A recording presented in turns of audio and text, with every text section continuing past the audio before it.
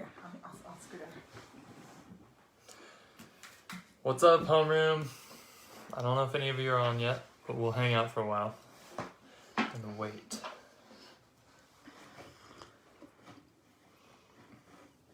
I wonder if there's any way to see.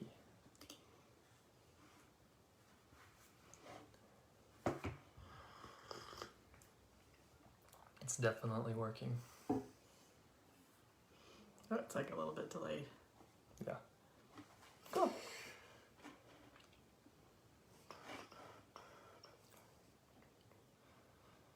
I think we'll wait until about 2 minutes after noon, 2 o'clock Eastern, to get cranking on the questions you guys sent.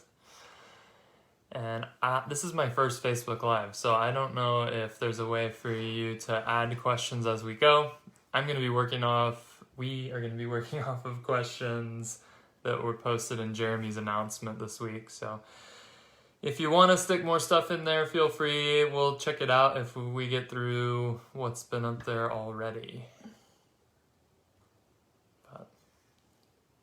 We're just going to stare awkwardly at the camera until you guys put some things in, or we start either one of those. Hopefully everyone's Sunday is going well, and you're having some rest. Sunday is not the day for rest in this crew. That was yesterday. Okay, well, regardless.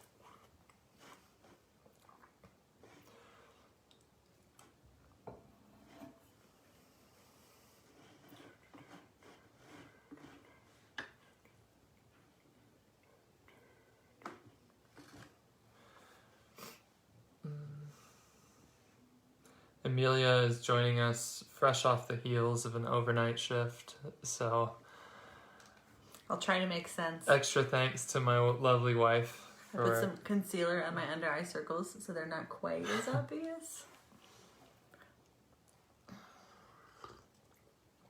Okay, so I'm gonna get started, and I tried to take the questions that you guys submitted, which were great, and thank you, and bunch them into some categories.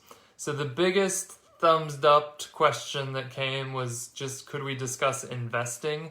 And the question said, could we discuss investing, 401k, Roth IRA, college plans? It'd be great to hear what kind of mindset Family Teams has regarding investing. And first thing I'll say is that I can give you some thoughts on this from my perspective. Mark Parrott, Outpost Advisors. I can't speak for Family Teams, so I talk about this stuff with Jeremy, and I think he's got great insights too. But I'll just kind of speak from my own perspective on this and give you what I've got. And you can chime in as you like. This one might be a little bit more me. But I'm a big fan of investing, and investing early and with gusto has kind of been the thing that's created a lot of operating space for our family from a very early stage, even when we had very little money or income. And the two key ingredients, people want to get very fancy with investing and talk about great ideas and stock tips and asset allocations, but the two ingredients that really matter the most are time and a plan. And so whether you are familiar with it or not, compound interest is a beautiful thing, and it really can impact your family. So you can get almost everything about investing wrong, but if you start early enough and you have a half-decent plan, you can pay too much in commissions, and you can mess up your allocation and forget to rebalance your investments, and you can invest in a rental house that's not the best, and you can do all those things wrong. But if you start early and you have a plan, you generally will come out on top. Whereas if you start late, it's very hard to catch up. So time and a plan are important. The other thing that's kind of foundational is that actually investing starts with a budget, which is why I wanted to start with a budget when we talked about what could we contribute to the Family Teams, to the homeroom group, that would actually matter the most. And I think, you can we run in a really broad crew in terms of people's incomes and stuff like that. And we know people who make vast amounts of money and have nothing left over to invest, and they don't have anything to invest. So the reason is because they never figured out how to budget. So I'm just looking over here. It looks like we just got approved. So I don't know if that means now you guys are watching, but we're talking about investing, just in case that was the start of my video. We're talking about the first question that got posted about investing. And I just basically started out by saying time and a plan are the two key ingredients. And then starting with a budget is really important. And if you don't figure out how to budget, you can be an investing wizard and you will never accumulate wealth. And so because of the question, you mentioned 401k and Roth and college plans, I think it's worth, oh, sweet, you guys now see us, so thank you for commenting. It's worth just kind of saying, once you've decided to invest, you've budgeted, you've created some space, where should I hold my investments?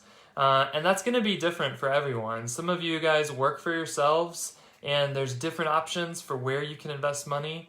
Some of you want to hold different types of investments. You might want to hold real estate and not be very interested in stocks and bonds. And there's different places where you can hold that. We obviously don't have time today to go through each of those, but they fall into some big buckets. One is the tax advantaged account, and that would be your traditional IRA, your Roth IRA, your 401k, 403b, even 529 savings plans for college. And the big sort of difference in those tax advantaged accounts is either you can generally put assets into them that you've already paid taxes on, and then when those assets come out, you won't be paying taxes. Or you can put money in before the money or assets are taxed. And when it comes out, you pay tax as if you're being paid from that account. So it's like you save up $1 million in a 401k plan over your whole career.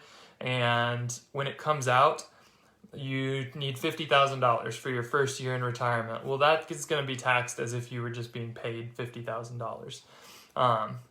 So that's a traditional IRA or a 401k. That's how those work. A Roth it can be a Roth 401k or a Roth IRA. Those are accounts where the money goes in having already been taxed. So you've already paid tax on it, and it comes out tax-free. Now, there's different ways to use that. There's also just taxable accounts. With a taxable account, that's just I can invest money and it's taxed as I earn money. So if I buy Apple stock for $100 and 3 years later I sell it for $200, I've made a gain of $100. That's taxable at the time when I sell it. There's really good uses for all of these accounts. When I'm working with clients, I like to say that we want to have a variety of different buckets to pull from, so that down the line, we don't know what's going to happen with taxes. The odds are they're going to go up. That's kind of how we generally think about it. So it's nice to have some money in this traditional 401k bucket, some in the Roth bucket that we can just pull from tax-free. Social Security, for most people who have been paying taxes, is going to be some funds that they can use later in life. And then taxable money is also a great place to hold assets that are going to grow in value over time, because we can kind of choose when we want to pay taxes on those. So I like to think about holding assets across a lot of buckets. Some people don't have access to all of them. That's okay. But hopefully that's a helpful overview of what those types of accounts are. You guys mentioned 529 or college savings plans. That money is not going to be tax advantaged in quite the same way, but it does get to grow tax-free like an IRA or a 401k plan would. So those can be great. I'll post an article in the Facebook thread that talks about 529 plans as multi-generational savings tools, because I think that might be really interesting to you guys, because 529 plans can be awesome when you start them for your grandchildren or even your great-grandchildren. And that's something a lot of folks don't think about. But the last thing I'll say on investing, and you guys, Jeremy just told me that you guys can add questions here. So I'm happy for us to camp out and talk more about investing. Just give me a sense of what you guys want to dig into. But the last thing I'll say is that I taught a bunch of seniors in high school a class on retirement, and I tried to boil it down to a 5-step process for how you think about investing for long-term goals. That doesn't have to be retirement. You guys might own businesses that are funding your family, and you're not thinking in terms of how much do I need to stash away when I don't have any more income. But investing for long-term goals is generally, there's kind of 5 steps I like to think about. One is identify goals and a time horizon. So that could be we want X amount of income somewhere down the line. It could be we want to acquire an asset, start a business, anything that's kind of a goal. And a time horizon is we're going to do it in 5 years, or we're going to do it in 50 years.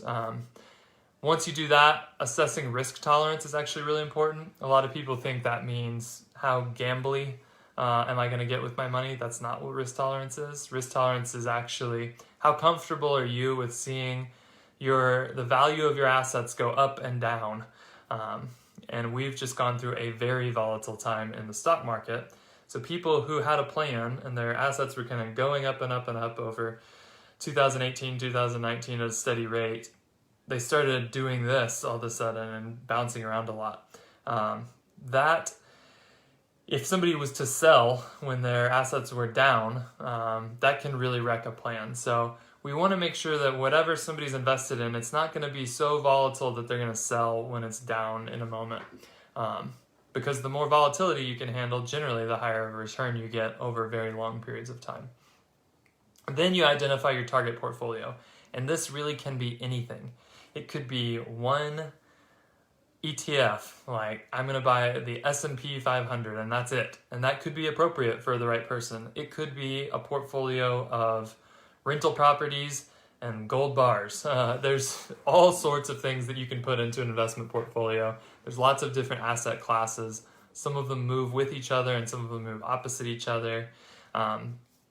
That's probably deeper than we can dig into on this call. But I think once you've identified your target portfolio, which is these are the types of investments I want, then you select the actual investments. So that would be saying, okay, a rental property is the right investment. The next step is going out and finding the rental property that meets your needs. And lastly, review and rebalance on a regular basis. So rebalancing just means going back at least annually and making sure that the investment portfolio you've set up still matches what you intended for it to be. So this percentage of it is held in the stock market and this percentage of it is held in bonds, etc. And you have to adjust it over time or it'll get out of whack when something does better and something does worse. So that's a quick overview of investing. I'll probably talk about it at the end. I would be more than happy to dive into this stuff in detail, either in a group or one-on-one with you guys. So we can talk about that later. Quicker question that came through was, would you ever buy a rental property or cottage with your family, your in-laws or your wife's in-laws, and what ground rules would you put in place not to ruin the relationship? Would you ever buy a rental property with your family? I think about it. I think what Mark has kind of outlined is the big questions are going to be really hashing out any of the logistics prior to executing it. So understanding who's going to pay, who's going to own it, who's going to be sort of covering it if, things got a little bit crazy for people. I think that what we have found, we are blessed to have tons of family close by, and when you share things with family or when you're close with family, the more transparent and upfront people can be at the start about addressing any tensions or problems. Oftentimes that makes the sailing a little bit easier going forward. So I think if you did anything with family, and I would not feel uncomfortable doing it with my family, we would have some pretty, logistically clear conversations early on so that there wasn't any ambiguity. And then the financial planner in me would say, write down on paper your contingency plans for when, if it's, Amelia's brother lives down the street. If we wanted to buy a piece of land together, that sounds fun to me. I would be interested. What happens if they fell into financial difficulty not necessarily that they would need our help, but having a Property. a recreational property was no longer a good idea. What's the plan? Titling on this one is going to be important, how you title, especially if it's property. You can hold it tenancy in common, which allows people to own different percentages of it. So a tenancy in common property you could buy with your parents, and they could own 20% and you could own 80%. But when they die, they can do whatever they want with their 20%. The other common way to hold land or property is in joint tenancy, which says, if 2 or 3 or 4 people hold it together, they all hold an equal share, and when one dies, the others get their share. So it stays in the group. And that can have big implications to how you think about long-term planning if you're going to buy property with somebody. So there's some tactical things to think about there, but overall, I'm not opposed to the idea. There was a lot of questions. Kind of next category was on businesses, starting businesses, side hustles, extra income. So I'm going to share from my experience on this. I know for a fact that Jeremy Pryor has great experience on this and could be a great resource to also chime in here. So I'm not going to necessarily share everything that could be shared on this, but one of the questions was really about how to diversify into multiple income streams. And then are there seasons in which you would focus on kind of building multiple income streams, maybe even at the cost of some time that could be invested in the family?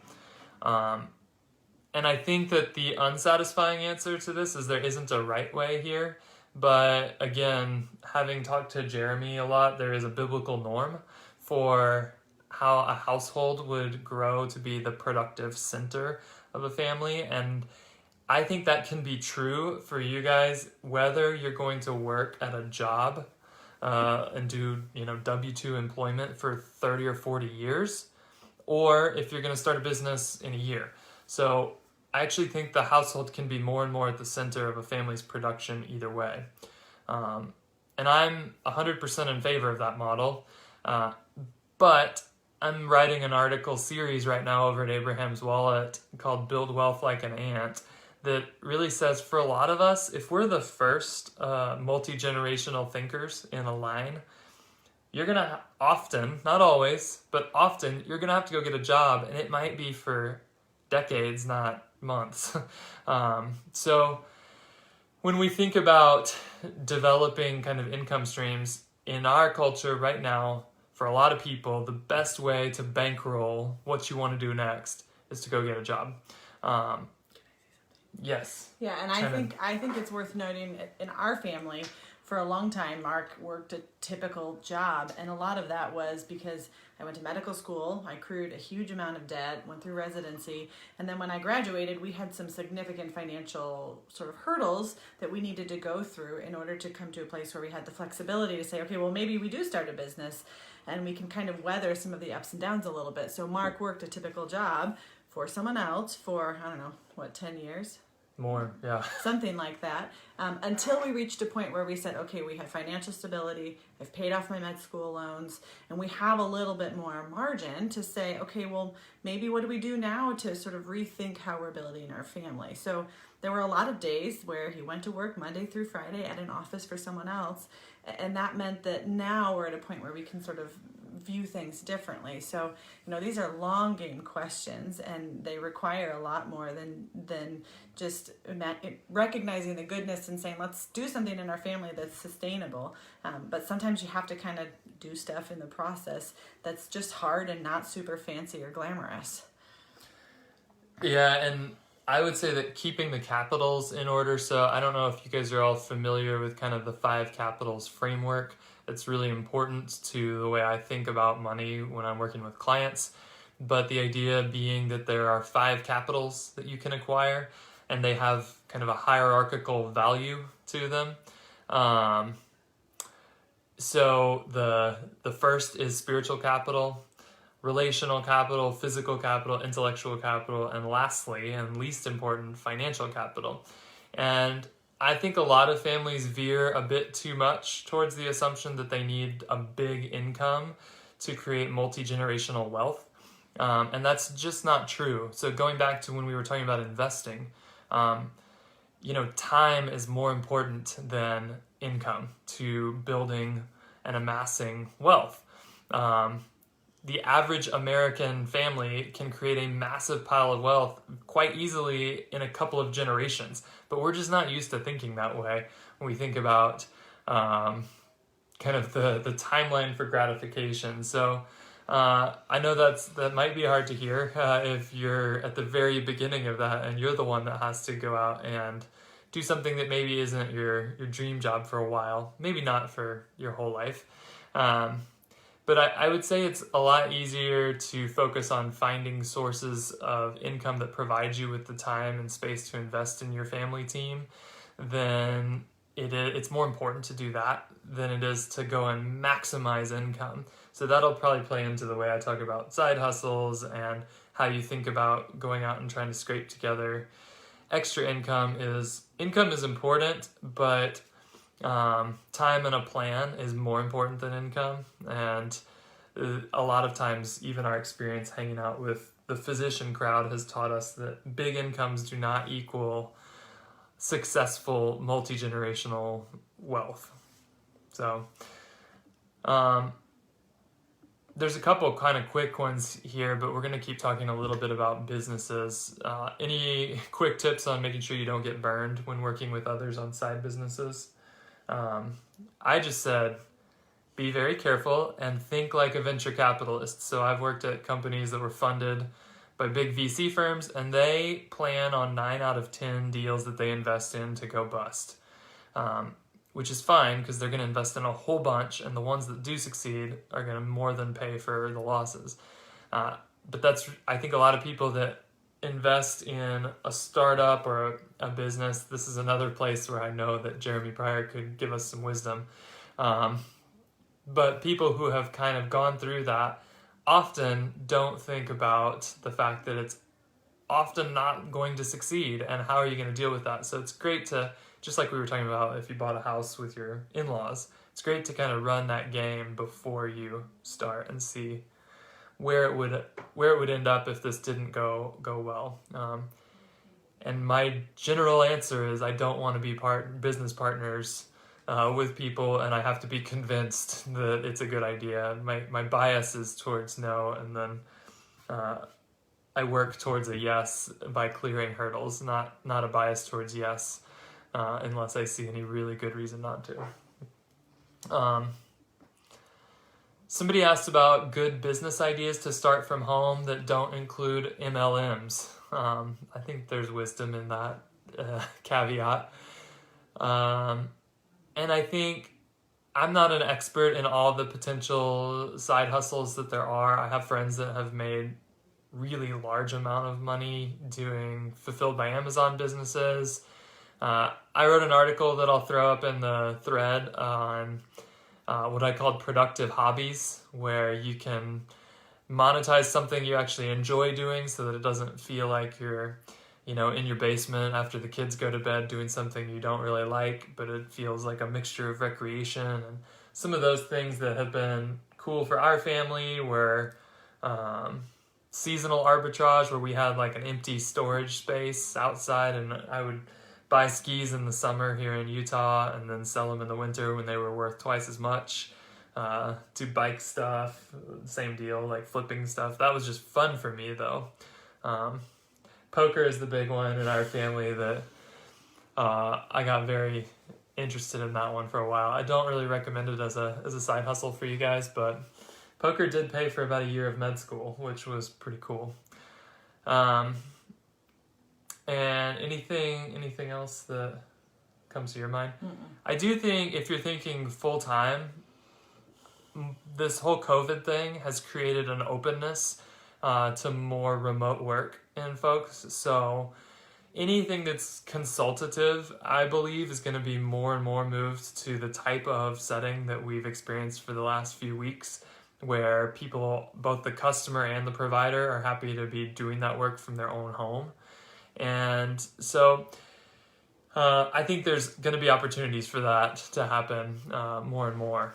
Kind of the last thing I'll say on starting a business, and I see your question, Rebecca, on single income, so yes, we will talk about that. Is that I spent a lot of time wanting to start a business before I started a business, and there was a couple of things I learned. One was that just give to figure out what works. So I'm a big fan on people who want to start something. See if you can generate an email list. If you can't get people to give you their email and say, I'm interested in hearing more, or depending on what you're doing, if it's a product or a service, generally there's a very cheap and fast way to put out something on the internet that explains in one page, here's what I'm up to. And if you can't get 1,000 emails on a list, I would question whether that's going to be a real burner of a business or not, because there's just ways to drive a lot of traffic and test ideas very quickly these days. So that's one. And I did a lot of iterations of things that were absolute duds before I found out, kind of through something which was the Abraham's Wallet blog that was never intended to be a business. It was intended to be mostly just ministry and giving. Like, this is what I'm going to give of my time. And it turned out to be so valuable that we said, how can we turn this into something that would be more of a full-time venture? So by just kind of giving and testing to find out where there's value, I think a lot of times your potential audience will tell you if you're hitting on something or not. And I want to say one thing as the non-creatively minded person in this partnership. For me, what that meant is that as Mark was sort of figuring out where was his passion, where was he going to sort of land, I got to kind of be a part of a lot of different conversations. And I think that trying to be as encouraging and supportive as I could during those iterations meant that when we got to a point where we were like, oh, this is where we're supposed to be, we were both excited and on the same page. So, I listened to a lot of ideas that he started and maybe didn't necessarily get fulfilled or be developed in the way that we thought. And that was okay, because these are all kind of warm-ups for when we got to the point where we were like, this is the right spot to be landing on. So I think if you're not necessarily the partner that's embarking on these, trying to figure out ways to be supportive and encouraging, even as those iterations develop, is really valuable, versus necessarily discouraging and disparaging the ideas that are coming up, especially if they don't pan out, because in some ways, starting your own business is similar to what he's talking about with the VCs. You assume that a couple of the ideas you're going to come up with, maybe most of them, are going to be duds, and then sooner or later, over time, and for us there was a lot of other things that kind of guided us, you kind of land where you're supposed to be. So I think if you're not the partner that's kind of driving the force behind figuring out the business, trying to figure out a way that you can be supportive and encouraging was really valuable for us, because then once he found something that felt successful and fit, I got to be a part of it, because I've kind of walked that journey the whole way, both through the things that didn't work and then also kind of landing where we're at a spot where it is working. Yeah. No, I think that's true. There was, let's see, just a couple more questions on starting family business. One was, what about one spouse starting their own business on top of their current job?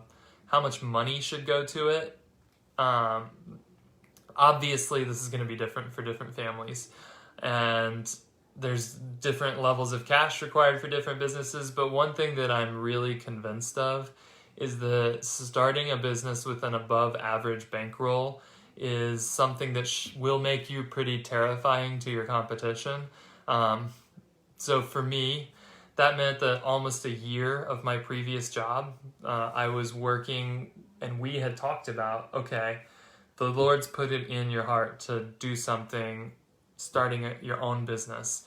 Let's rework the budget to be a single income family, basically, and dump 100% of what you're making at your 9 to 5 into a fund that's not, I didn't need that much money to start my business, but I wanted to have a really big padding and bankroll to be able to take some risks that others who maybe went out and started a financial planning business it's not a capital intensive business. It doesn't require a ton of money, but a lot of people have to turn a profit in month 1 or 2, and it makes them make different decisions than they would if they had the freedom to say, no, I can actually invest in good partnerships and in better experiences for my clients. And so that's going to be different for every business. But I think having a bigger padding than you think you need just to run the business, it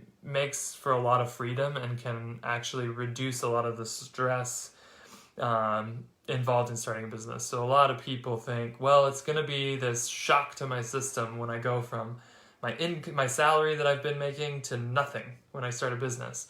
And I think you can actually spread that out over time if you know that it's kind of in your heart to establish a business that would be your full-time occupation at some point by just starting to, again, I'm a doomsday planner. I'm a bit of a clanging bell towards go back to the budget and say, if you think we want to run a business as a family full-time, can you start budgeting in a way that you're already even a year, 2, 3 years out, starting to fund that business right now from income that you might have because you are currently working a job. And I think, we were, we still are a double income, but when Mark started his business, we went from 2 relatively decent sized incomes to just my income. And like Mark said, we kind of anticipated that change so that when he made the decision, okay, I'm going to quit my 9-to-5 job and sort of sacrifice that income, we weren't in a position where we were surprised or behind on our budgeting expectations. And, the thing that's so difficult about budgeting is that it's not very glamorous or fancy, but it ends up sort of laying the groundwork to give you some of this emotional and creative flexibility so that one partner can go pursue it. And, let's say worst case scenario, the job doesn't work out or something doesn't happen, you've already built your budget in such a way to weather that without financial ruin. And that was really important for us as a family. And I also didn't, for me it was important that Amelia didn't feel stuck all of a sudden, because when we had 2 incomes, and maybe Rebecca, we're getting to your question a little bit, when we had 2 incomes, we, that's funny. We always, both of us had the ability to say, you know what? The job's not working right now. And Amelia wants to stay home with the kids, or I want to go do something different. Like both of us, that was always on the table. And I thought it was really healthy. And so when I went to start a business and make that my full-time work, I really didn't want to take that off the table and say, well, now you're stuck for at least a few years. So that was another motivation for us to just really aggressively save to bankroll a business so that she still, to this day, could come home and say, this is not the right move for our family right now. And I would say, great, we've planned for that. So not easy to do. It involved years of saving and planning. And I think for me too, it allowed me a lot of peace about working. Not all women work, and I think there's always kind of a stereotype around it. And even for myself personally, it always gave me the chance to say, okay, Lord, where am I supposed to be? Am I supposed to be at home? Am I supposed to be at work? Am I supposed to be in a hybrid? And the financial flexibility allowed me to really feel like I could ask that question and then sincerely answer it, wherever it might put me. If I came home one day and I felt like very clearly that the Lord was like, you need to stay home, we weren't going to be trapped. And I think that was really, it changes how I function at my job. It changes how I function with my patients because I'm there for a very clear reason, and I don't have to be. And that was really freeing from my perspective. I think we kind of covered the next one, which was just how much sacrifice should the family team make in order to start a business. That would be, I think you can front load some of it by planning way ahead and keep your stinking capitals in order. Like whether that's talking about starting a business or going and trying to get a promotion to VP at your big company, like there's more important things than maximizing for income. So I think that's pretty much something we've covered. So when we talk a little bit about, You should do funny money. yeah, I just put that in the wrong category, but budgets and kind of budget categories. One of the questions that I thought was really good was, how do you decide how much funny money each of you get? Do you do a percentage or whatever feels right within your budget? And I don't have any judgments for you guys here, so there's a lot of ways you could do it. For us, it has always been $50 each per month, as long as we've kept a budget. And I think if things got tight, we could have the same effect with $20 a month. But it's enough that we could do something enjoyable, even if that was just a Starbucks hangout with somebody. Or you could save it up and it's not $2, so that after a year, we've got enough to go have a hamburger with a friend. So that's kind of been it for us, but I don't know, do you have any funny money hacks? No, and I think it's very interesting because we do our funny money very differently, and I think giving everybody their own little, money that you don't have to get accountable for is really helpful. Mark accrues his and saves it and then buys a big purchase. I do what he says, which is go out for coffee, get my nails done, go get a milkshake with my kids. And those tend to be more my funny money, are those smaller purchases where he tends to save and then spend a big one later. And that sort of separation of a category that we are allowed to kind of do whatever we want without necessarily having to check in with each other is really healthy. Yeah. The next question on here, I don't know if this is really in the budgeting category, but I thought it was a good question. It just said, my husband and I are struggling to figure out our unique gifts as a family and the connection to our finances. Can you give some examples of unique gifts you have and how you use them as a family team, as well as how your finances are connected? Some of the struggle is because there are activities we enjoy but struggle to accomplish as a family with toddlers. And I think there's a bunch of pieces to this question. On the unique giftings and even the family's vision and purpose, I think this is really hard to unearth. I think it's why my company Outpost exists, is because we think it's really hard to just show up and have somebody say, well, what's your vision for life? What's your unique purpose? And we think that you need somebody to actually guide you through that process. I think a lot of people on the family teams, homeroom crew have done a lot of hard work to figure that out. So that's great. I think that in terms of what it looks like to use your giftings as a family, you might be kind of thinking two different directions here, so I'm going to answer both questions. In terms of our giftings, our family's vision and mission it's really centered around how can we help both in our own home and in the homes that we're connected to create well-ordered households that are fertile grounds for the kingdom to be expanded. So you probably can tell that Amelia and I are planners, and we like to problem solve as a family, and that's kind of built into our family's DNA. So that obviously is kind of now played out in my business. It plays out in the way that Amelia works and how she addresses working with people on a daily basis. And so it started out as ministry, kind of like I had referred to, but from the day I graduated college, I was meeting with people and doing financial coaching and counseling. Abraham's Wallet came out of that same impulse. It's something we've put money towards from long before we knew it would ever be a business.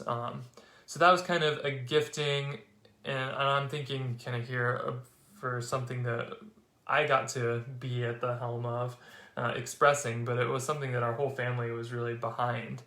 In terms of other skills, you've also used kind of your talents and giftings to just bring in extra money back when we really needed extra money, whether that was doing legal consulting or sleeping at the hospital and being paid to sleep there in case something crazy happened, things like that. So that's kind of one angle on your question, but I couldn't tell if you were kind of going more towards, especially when you talked about with toddlers, there's also kind of the giftings and talents that make us that kind of light us up as a family, and they aren't necessarily financial, but they do require money. And I think about those largely in the same way that I think about investing money. So we love to ski and bike and climb, and we used to do that just aggressively all the time out here in Utah. Before we had kids. Before we had kids. And I had a really great friend come in and put his arm around me when I had a kid, and he said, "Okay, Mark, now the game has changed. Your goal is no longer to go climbing or to go skiing. It's to leave the house with your kid and the gear in the car. It's not to get to the mountain or to get to the crag. It's just to leave the house with the kid and the gear in the car." And so he reframed those expectations, and what happened is we started investing and saying, we're not going to go ski the powder days or just take turns and be separate all weekend. We're going to invest in our kids and develop in them some of the stuff that we love to do. And that grew and had a return that we're just starting to experience. You know, I rode bikes with my kids all day yesterday. You know, it's really cool to go just ski the gnarliest terrain at Snowbird with a 9-year-old who can spin off the cliffs and stuff like that. So that's really fun, but it took a massive amount of investment. So of both time and money, but really the time one was big. So we had to kind of train that into our kids to enjoy that stuff with us. So. And I think some of this will be seasons, right? Like if you're home with toddlers, it is going to be a different season of life than when your kids are all potty trained and able to get up and get dressed and go with you. So I think giving yourself a longer timeline will be really helpful versus feeling like you have these huge expectations that you need to accomplish right now when really you are struggling to just get out the door and get in the car. So I think that's really important to keep in mind if you're kind of drowning in toddler and diaper and nap time phase, to know that that is going to be short. And that even just having the conversation about, as our kids get older, what do we want our family to be about, is a really positive step in the right direction. So, you know, when they get them down for bed, looking at each other and saying, okay, we got through another day. What is one or two things that we are starting to build in our family that feel like we can see where we're going over time? So I just think that those phases of life distinctions are really important. Couple more on budget, and we'll go quick on this one. So how does your family grocery shop? One big shop a month, or with a meal plan, or smaller shops? I like that shop is the verb. Yeah. So for us, we do a weekly meal plan. We do a meeting on Sunday night where we do meal planning, and we shop almost exclusively at Costco. For us, it's just not as tempting to buy an impulse item when you'd have to buy a 3-month supply. So your results may vary on that one. If it's more tempting to you, then that could be disastrous. But usually we buy most of like meats and dry goods and things in the first time we go shopping for a month, and then the rest of our trips are fruits and vegetables. That's pretty much. Yeah. I mean, we also have realized that Mark is a better grocery shopper than I am. If you stay on the periphery of Costco, you almost universally only buy things that you can use and that don't stay good forever. If you get lost in the middle aisles, they're going to suck you in. And I may be a little bit more distractible at Costco than he is. So I actually think for us, finding that it's a little bit better if we can have Mark do most of the grocery shopping is been very good for our budget, albeit a little humbling for me and, you know, a little bit of a lesson learned. But I do think that figuring out who is the better shopper, I absolutely think meal planning has changed our ability to stay within our grocery budget, because you're not buying as a reaction against what you need, you're planning and anticipating. And, you know, that feels like a pretty true important thing in all of life, but certainly in grocery shopping. It also meant that we were eating healthier. Our kids knew what we were going to be eating. They then are often able to help plan. So if they have meals that they're going to help with that week, that's part of our grocery budget. And we have a small grocery store that's close, but it's more expensive. So we tend to only do small items that we can't purchase at Costco. But that's sort of how we've balanced it. Yeah, and never leave Costco without a rotisserie chicken. If you eat meat, like they lose $2 every time they sell one of those things. So it's free chicken hack for you. If that's all I give you today, it's worth your time, I think. Never leave without a rotisserie chicken. There is a thread on the Facebook group about grocery shopping. I thought a lot of people had really good thoughts there too. So good stuff to learn from each other. Especially the people have different values when it comes to grocery budgets, and some people want always organic, ultra high quality meats, and I thought there was some really valuable thoughts on if you want to go that way, that's fine. You might have some nights where you're going to use lentils and other types of proteins to make that work in your budget. So just check that out if grocery shopping is an issue for you guys, because I think it's really good to see how people do it all over the world. Really, there's people all over the world in that thread. Last thing on budgeting, if one of you has a separate hobby, do you take it out of your individual spending money or that funny money bucket, or does it have its own place? And the person asking this is a quilter, and Amelia tells me quilting can be very expensive. Yes.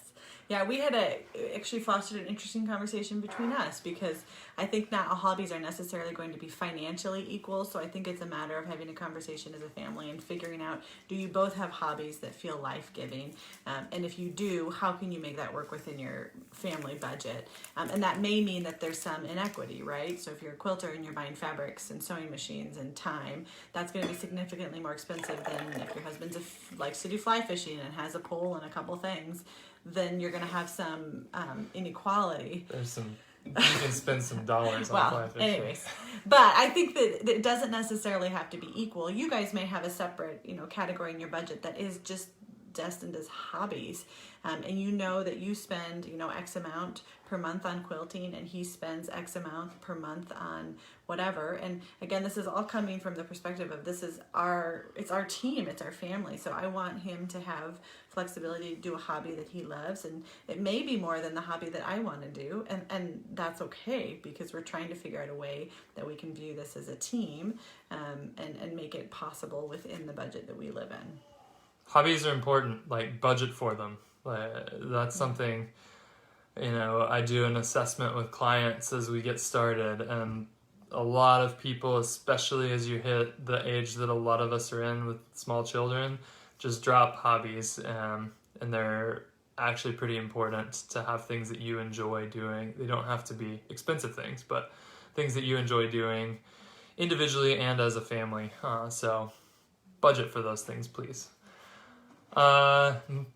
Money and kids. So just one question on this, and it was, hi Mark and Amelia. We would love some of your ideas on how to teach smaller kids how to save, spend, invest, tithe, etc. So hi Jadiel.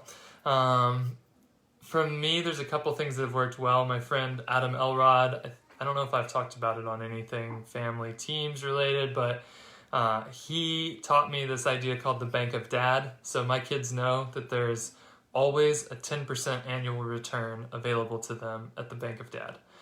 That means if they want to save anything, and they each have, actually, one of them doesn't have a bank account, and she told me that just before this started, so we got to fix that. But my kids have bank accounts that they can save money in, and I will add 10% once a year to their funds. So I think that's great. It shows them pretty quickly the power of compound interest, and where else are they going to get 10% risk-free? So the only other one I wanted to point out, and then you might have some other thoughts, but I've talked about Lodo Feb, which is a month where our family just spends as little as possible and then gets together and decides what to do with the excess. And for us, that's mostly a giving exercise, but it really helps our kids on more than just generosity, because it helps them understand that we've created a budget that we live by on a normal basis, and that when we plan and budget, we can create excess inside of that. So in a month where we are really careful, and they definitely feel the impact of Lodo Feb, then at the end of that month, we come together and we say, it wasn't just for nothing. Like, this money is useful in the kingdom, and to our family and to other families. And we get to now, we've got $1,500, and where should we put that?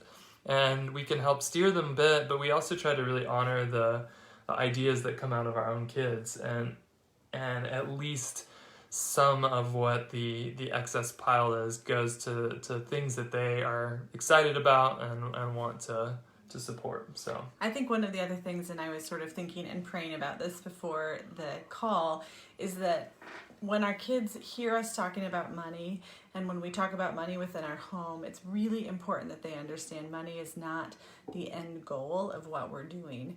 And I also think for a lot of families, money comes with a lot of tension, and there tends to be disagreements between spouses, and it can often be the source of arguments and frustration. So even creating a language around money that does not center on conflict can build building blocks for your kids as they get bigger. So if your kids are seeing you and your partner fight about money all the time, they're going to kind of see money as a tension, and money as a goal, and money as a way to kind of create separation between partners. But if your kids are seeing you sit down and honestly work through and pray through, how do we use these resources? What do we do when your dad and I disagree about money? And how can we involve you guys in the conversation? They're going to have a completely different understanding of money.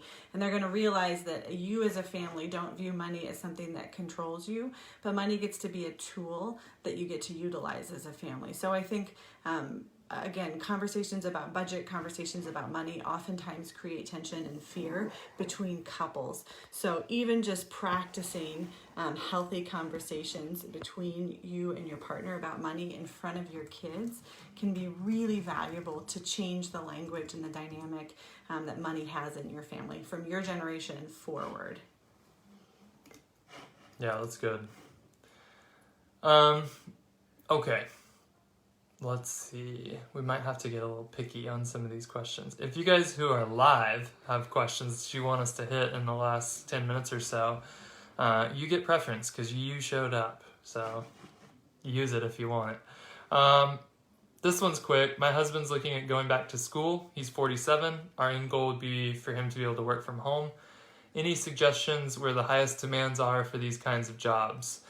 Amelia told me when she read that one, just tell him don't go to medical school. It's too late. Too late. But I don't think that was his plan. No. The only thing I would say here is, having worked at tech companies for quite a while and having clients now who work in software and tech,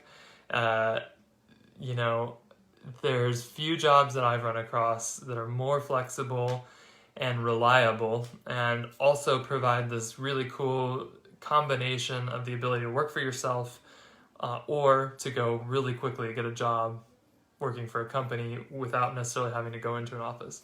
So that's one idea. He might hear that and go, I have no interest in writing code, so it might not be the right answer for your family, but yeah, that's kind of the first thought that came to my mind.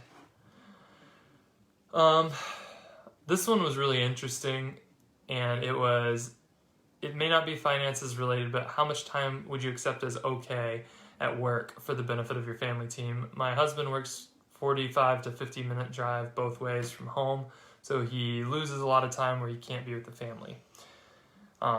This one, I would say, depends a lot on the season of life that you're in. There was a time when we were both working 80 to 100 hour weeks. I'm not sure if that was a good idea or not, but it was a very different time. We had no children. We kind of intentionally and with a very bounded time decided to work hard for a couple years. But now that would be insane. So we also lived in a city, and I think for us as a family, the commute was actually a huge sort of time suck, to be totally honest with you. So I went to medical school in DC, and anywhere in DC was going to require a 45 to 50 minute commute. And when we looked at residency programs, we said we don't want to do that anymore and moved to a city that essentially has zero commute. My commute to work is 10 to 12 minutes, depending on if I'm going in at 2 a.m. or I'm going in at 7:30. And it has been an incredible quality of life change for us. And we've had people that have moved here from DC in the same spot, and they've said the same thing. So I think if there's a way that you can create more freedom with regards to time and eliminating commute, you will absolutely see dividends from that. Now, it's not always possible in your current season, and so I don't think it's something that you have to do, but I can certainly say on the other side of things, I would never go back to living in a place that required me to have a huge commute at all. I couldn't imagine missing 2 extra hours out of my family's day to drive. But again, my job is relatively mobile, and if I needed to get a job in another city, I theoretically could, although I would highly not like to.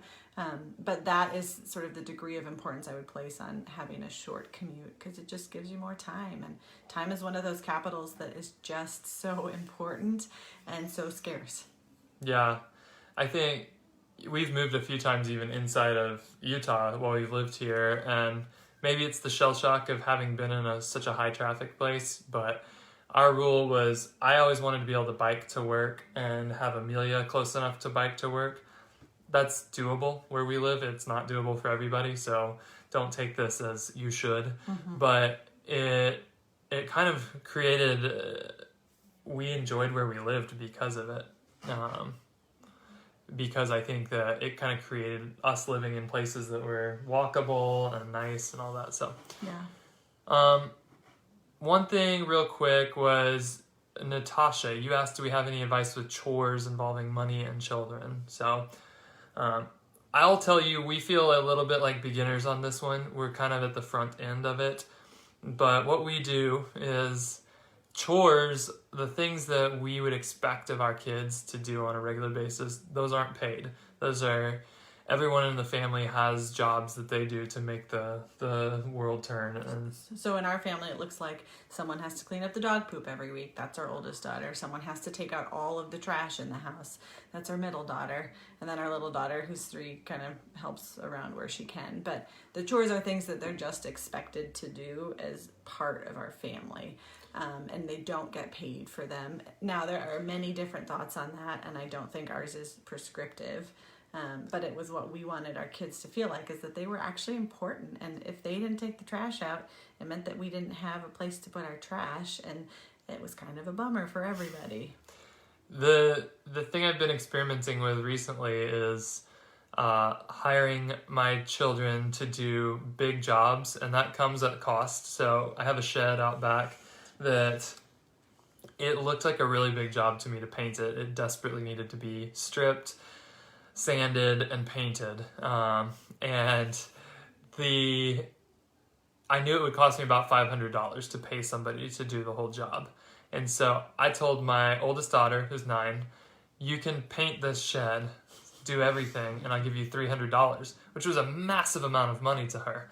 But kind of long story short, it's been pretty fun because she's doing a job that I'm shocked at how well it's going. She outsourced it to her sister. She definitely couldn't do everything, and so we made deals. Like, there was parts of it she just couldn't safely reach, and so I said, well, you can contract me on $20 an hour, and I could do it really fast.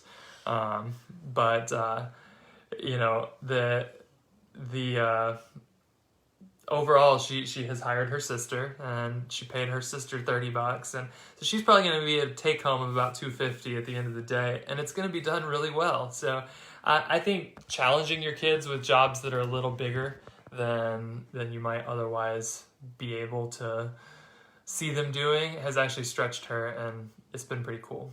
I think that we are out of time. I want to hit just really quick. Peter, any advice on financially supporting parents who have limited resources as they get older?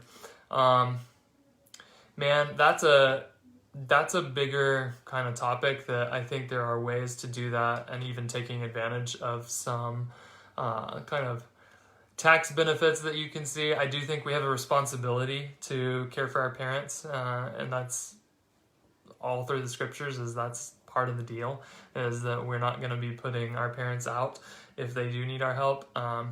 In terms of how to do it, I think that really depends on the relationship, and I do have some thoughts on there, but it might be one to kind of follow up on afterwards, because I think we could do a whole hour on that topic. And then there was a question on generosity. For that one, I just would point you guys straight to Abraham's Wallet. The Giving is a Glorious Responsibility series that Stephen Manuel wrote is fantastic, and it covers really a very good answer to how much should I give, where should I give it, and it's not prescriptive, but I do think it really will help you think through that question. So sorry we kind of ran out of time there at the end. I would love to do this for another 2 hours, but I don't know if you guys would have as much fun in hour number 3. But I really do appreciate you guys showing up here and walking through kind of this process for this month. It's been a ton of fun. And we mostly just want to encourage you too. I think, as a couple, always remembering that you guys are on the same side in these conversations is so important. That was another big thing I felt like the Lord was saying, is remind people you guys are on the same team. And that is so important when you're having any of these conversations, that they be sprinkled with a reminder that you guys are partners and that you both love the Lord and that you're seeking to honor him in your money and your relationship. Sweet. Well, I hope that we get to keep interacting, and I will see you guys on the Facebook group. Please feel free to put follow-up stuff in there, and I will do my best to give you my thoughts if we didn't hit your questions here.